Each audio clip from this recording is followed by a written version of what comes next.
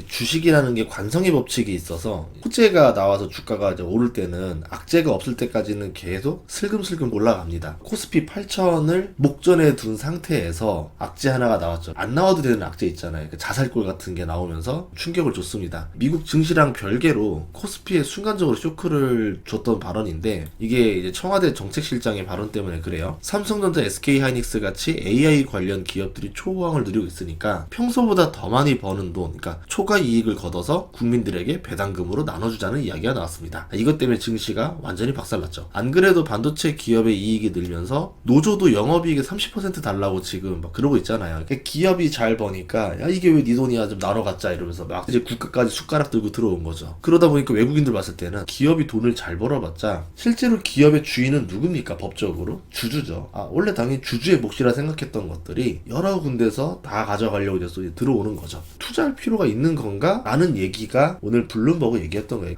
기업이 돈을 잘 벌어봤자 리스크가 크구나. 그러니까 이익이 그대로 주주에게 들어갈 수 없는 구조가 나올 수도 있겠구나. 이게 K 주식이구나. 글로벌 스탠다드와 많이 다르네. 팔고 나오는 게 낫겠다라는 거죠. 이미 한국 주식을 3일 동안 15조 정도 팔았었어요. 이번에 또 팔구를 하면서 4일 동안 20조를 넘게 순매도를 하게 됩니다. 그러니까 이미 팔려고 핑계가 있었는데 거기에다가 핑계거리를 줬기 때문에 이번에 제대로 팔게 됐다. 라 볼 수 있겠죠. 순이익 곱하기 PER을 곱해서 기업의 시가총액을 정합니다. 자, 그런데 이 초과 이익을 국가가 가져가면은 기업의 순이익이 떨어지잖아요. PER을 같은 밸류를 넣어준다 하더라도 시가총액이 낮아지게 되죠. 한마디로 목표 주가를 하향시켜야 됩니다. 주식을 팔아야 되겠죠. 자, 게다가 ETF가 대장주를 집중 매수해서 안 그래도 코스피 지수를 원래 올라가야 될 것보다 더 많이 올려놨습니다. 그러면은 떨어질 때도 한번 생각해 볼까요? ETF 매도가 터지면은 대장주만 매도를 칩니다. 대장주 위주로. 그렇기 때문에 지수가 뭐 3% 내려가야 될 게 7% 내려가고 더 많이 내려갑니다. 이런 이유로 이번에 코스피가 잠깐 뉴스 나옴으로 인해서 순간적으로 500조가 넘게 증발했어요. 어떤 느낌이 들었냐면은 총나라에서 출발한 제갈량이 북벌에서 가장 성공 가능성이 높았던 게 1차였습니다. 근데 이 마속 때문에 중원 진출을 말아먹습니다. 그 뒤부터는 그렇게 좋은 기회가 나오진 않았어요. 코스피가 처음으로 좋은 기회를 맞아가지고 8,000 돌파를 목전으로 뒀는데 한마디 발언으로 말아먹은 셈이 된 겁니다. 다시 8,000으로 가려면은 외국인들의 신뢰를 다시 가져와야 되는데 꽤나 어려운 작업이 되겠죠. 여기에 메모리 반도체 주가가 관성의 힘으로 그냥 쭉쭉쭉 가고 있었는데 이게 붕괴가 되면서 미국 증시도 좀 영향을 줍니다. 마이크론 7% 떨어지고 샌디스크 9% 떨어지고요. 인텔 10% 떨어지고 있고 AMD 5% 떨어지고 있습니다. 메모리 반도체 쪽에다가 쇼크를 주고 있죠. 마속이 제갈량 말을 듣지 않고 진을 치는 바람에 망했었는데 생각해보면 마속도 그럴만한 이유가 있었어요. AI 국민 배당금도 어떤 이유가 있었기 때문에 상황상 그런 발언이 나왔을 거라 보는 거거든요. 우리나라 증시 박살내려고 했던 발언은 아닐 거고 뭔가 이유가 있지 않았을까라고 생각을 했어요. 캄다운 시키고 저도 계속 이유를 찾아보고 이해해 보려고 하면서 역시 그런 배경이 아닌가라는 생각을 해봤습니다. 정책실장 발언을 보면은 AI는 단순 호황이 아니다. 산업 구조가 완전히 재편되면서 벌어지는 거대한 인프라의 변화라고 봤습니다. 거기에 한국은 AI에 필요한 메모리, 배터리, 제조, 전력, 산업 자동화 같이 이게 수직 계열화가 다 된 국가이기 때문에 AI 시대에 엄청난 돈을 벌게 된다. 근데 이게 단순히 잠깐 버는 게 아니라 엄청난 기간 동안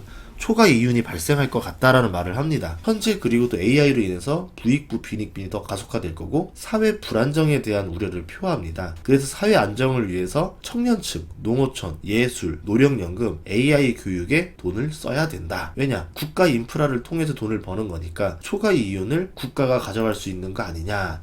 이런 논리로 저는 생각을 해봤어요. 그런데 문제는 세금으로 쓰는 부분이지 왜 삼성전자랑 하이닉스 돈으로 거기에 써야 되냐라는 거죠. 법인세, 소득세 다 이제 걷기로 한 비율이 있고 너 돈 잘 버니까 그냥 잘 걸렸다. 좀 더 갖고 와. 이래서 그 돈으로 하겠다? 이렇게 생각하게 돼버린 거죠. 룰을 맘대로 바꿔버리네. 기업이 돈 잘 벌면은 세금 더 내가지고 이렇게 할 수 있는 거야? 이게 자본주의가 맞는 거야? 민주주의에서 이게 나올 수 있어? 이러면서 엄청난 반발을 불러일으켰죠. 여기에다가 기업이 돈을 잘 벌면은 이렇게 돈을 더 내야 되는 게 맞는 거야? 라는 거죠. 창업을 하고 그 사업을 한다는 게 집도 하나 팔아서 직원들 월급도 줘야 되고 고용도 해줘야 되고 엄청난 리스크를 지는 이유가 근로자로 일하면 리스크가 적은 대신에 부자가 될 수 있는 기회가 안 나옵니다. 그런데 사업을 하면은 망할 가능성이 굉장히 굉장히 높지만 엄청난 부자가 될 수 있다라는 거죠. 그 자체에 대한 희망을 꺾는 거 아니냐. 그래도 상황을 제가 이해해보려고 노력을 해볼게요. 실제로 노르웨이라던가 알래스카 같은 경우는 국가 소유의 석유 인프라를 통해서 나오는 돈을 국민들에게 나눠줍니다. 이런 의미에서 국민 배당금을 얘기하는 건가? 이제 AI가 국가 인프라로 돈을 벌고 나오는 거니까 국민의 돈을 주는 거냐 이러는데, 이거는 국가 소유의 석유 인프라입니다. 국가가 나오는 돈을 국민한테 주는 거고, 샘 알트만이 이제 일찍이 AI 때문에 생산성이 좋아지면은 인간은 노동에서 밀려나고 기본소득이 필요하다 이렇게 말을 했어요. 그러니까 기존의 부의 분배와 순환이 이루어지지 않기 때문에 강제로 서큘레이션, 그러니까 순환을 돌려야 할 필요성은 있겠죠. 이런 상황적인 배경은 이해하지만 타이밍이 너무 이르고 트리거가 되는 발언이 될 필요는 없었지 않았나 싶은 거죠. 나중에 한참 뒤에 얘기해도 되지 않았을까 싶습니다. 이게 재작년에 금투세가 나왔었습니다. 같은 베이스 개념에서 나온 아이디어라 생각을 하니까 국민들이 열받은 거예요. 과거와 다르게 주식 투자를 하는 국민 숫자가 엄청 늘었습니다. 주식 시장을 잘못 건들면 난리 날 거예요. 어마어마한 숫자가 과거처럼 재미로 하는 수준이 아니라 부동산 대기 자금을 가지고 주식을 합니다. 돈을 많이 잃었다? 이제 난리 나는 거죠. 노동의 관점으로 이 관점을 바라보면은 이 얘기가 나올 수도 있어요. 왜냐하면 노동은 신성하고 노동이 아닌 방식으로 버는 돈을 불로소득이라고 보는 관점이 기저에 깔려 있다면, 주식으로 돈을 버는 거는 불로소득이니까 세금을 더 내야 된다라는 주장이 나오면서 금투세가 추진된 적이 있었습니다. 이때 제가 격렬히 반대했죠. 개인 투자자 대표로 나가서 굉장히 좀 쓴소리를 했습니다. 자, 그런데 이 AI 국민 배당금은 기업 사이클이 잘 만나서 이제 기업이 초과 이익을 가져왔으니, 횡재를 했으니 어느 정도 이윤을 가져가야 된다는 주장이라면 불로소득으로 볼 수도 있어요. 기업이 장사가 안 돼서 뭐 망했으면 국가가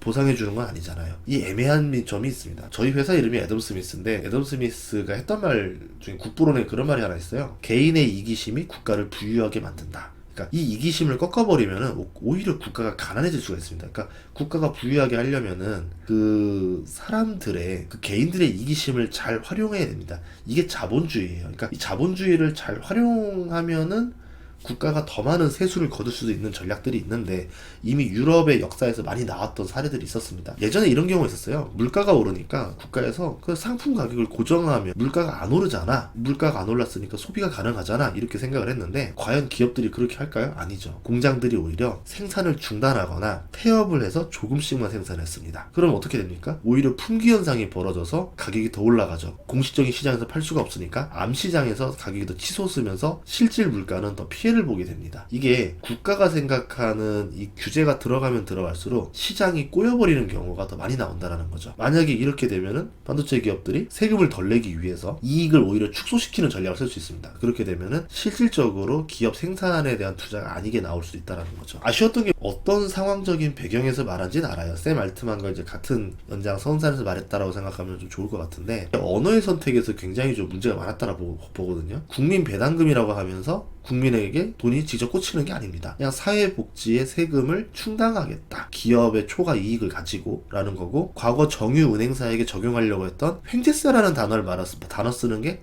차라리 더 직관적이었다 싶어요. 아니면 세율을 늘리는 것이 아니라고 말을 해도 됐었습니다. 실제로 세율을 늘리려는 의도가 초과 이윤을 말했던 건지 아닌지를 알 수가 없는데, 만약에 저였다면은 이랬을 것 같아요. 이거 세율 늘린다는 말은 아닙니다라고 전제로 깔고 얘기했으면 됐었습니다. 어차피 세수가 엄청 증가합니다. 기업들이 돈을 많이 벌기 때문에 라고 해서 의도적으로 조작을 하는 게 아니라 자동적으로 세수가 더 많이 거칩니다. 왜냐하면 작년에 삼성 하이닉스 낸 법인세가 8조 4천억인데 합쳐서 올해 합쳐서 순이익 각각 300조씩 내면은 세액공제 다 빼줘도 164조가 거치더라. 그러면 작년보다 150조 이상의 초과 법인세가 거치게 되는데, 세율 하나도 안 올리고도 이 돈을 가지고 사회적 불평등을 개선하고 AI를 강화하고 뭐 이런 데 돈을 쓰면 참 좋을 것 같습니다 라고 말하면 되죠. 기업의 돈을 쓰고 싶다면 기업들이 낙수 효과를 좀 했으면 좋겠습니다 라고 그냥 어떤 구두 개입 정도만 말을 하는 게 더 낫지 않았을까 싶습니다. 그러면 기업들이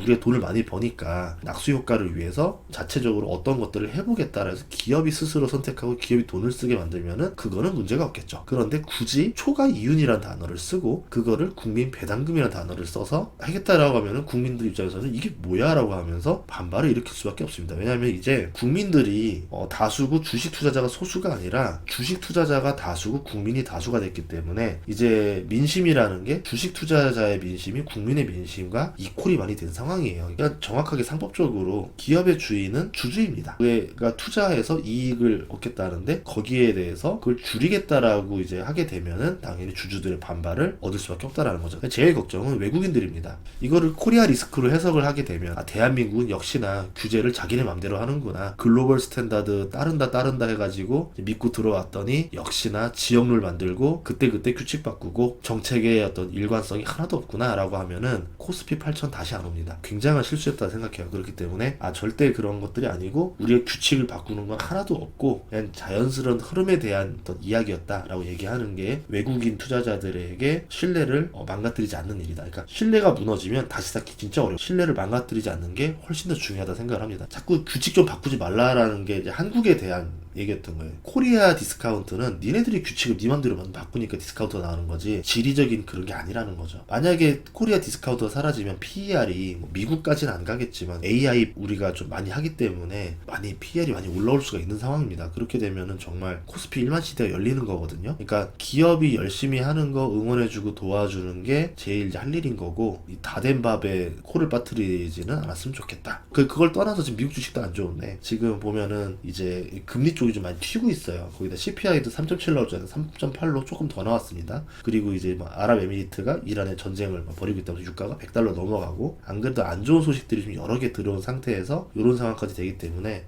아마 오늘 아침에 한국 주식이 좀 안 좋게 출발을 하지 않을까라는 좀 생각이 있습니다. 오히려 좀 많이 조정을 받으면은 저가 매수세 엄청 들어올 거예요. 왜냐하면 개인 투자자들이 주식으로 돈을 버는 맛을 봤기 때문에 저가로 들어올 때마다 ETF로 자금 들어오고 개인 투자 들어오기 때문에 어느 정도 하방 경직성이 굉장히 단단할 겁니다. 그런 거를 좀 보면서 투자하시면은 좀 도움이 되지 않을까 싶습니다. 코로나 이전과 이후에 패턴이 많이 바뀌었다. 코스피 5천 넘으면서부터 투자의 패턴이 또 바뀌었고 ETF가 활성화되면서 패턴이 또 바뀌었다. 패턴에 바뀐 거를 룰을 이해하면서 투자를 해야지 과거 방식대로 투자하면 또 못 볼 수도 있습니다. 이렇게 좀 잘 이해하시면 좋을 것 같아요. 다음 시간에 좋은 정보로 찾아뵙겠습니다. 구독과 좋아요, 알림 설정 부탁드릴게요. 고맙습니다.